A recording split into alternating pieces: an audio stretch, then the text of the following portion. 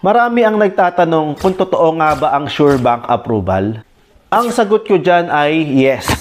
Kung papasa tayo sa mga criteria ng bangko.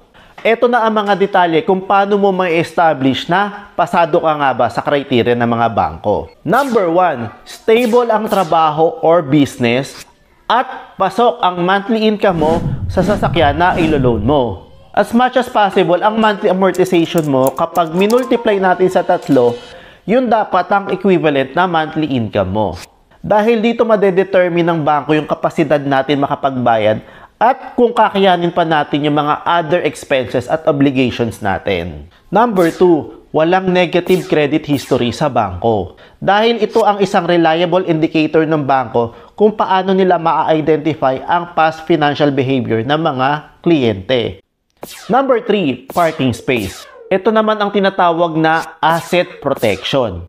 Dahil gusto ng bangko na secure at hindi at risk ang unit na ilo-loan sa kanila. Dahil once na mahatak ang unit at hindi na in good condition ang unit na ibabalik sa kanila, considered na ito na malaking loss sa kanilang negosyo. Pang-4, para sa mga OFW natin dyan ng mga kababayan, dapat ay may regular tayo na latest 3 months remittance na pinapadala dito sa ating mga immediate relatives. Dahil gusto ng bangko na meron tayong strong family ties dito sa Pilipinas. Dahil na ipapakita nito na may matatag ka na koneksyon dito sa ating bansa. Dahil sila rin ang magiging ka-co-borrower natin kapag maglo-loan tayo at sila ang magiging contact person just in case na nasa labas na kayo ng bansa. Pang-5, para sa mga business owner natin dyan, dapat ay meron tayong magandang flow ng bank account dahil dito madedetermine ng bangko na profitable niya ang ating negosyo.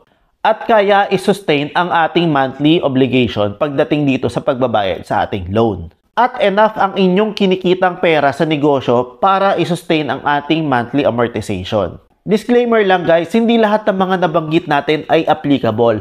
Meron pa rin mga exception ang bangko, especially sa mga may magagandang profile at may magandang savings sa kanilang mga bangko. Sa mga may mga katanungan dyan or clarification, message nyo lang ako para masagot natin or ma-address natin ang inyong mga concern. Kung nakatulong sa inyo tong ating video, please like and subscribe naman kayo dito sa ating YouTube channel para marami pa tayong mga contents na related dito sa car loan na mapag-usapan. That's all for today. Bye!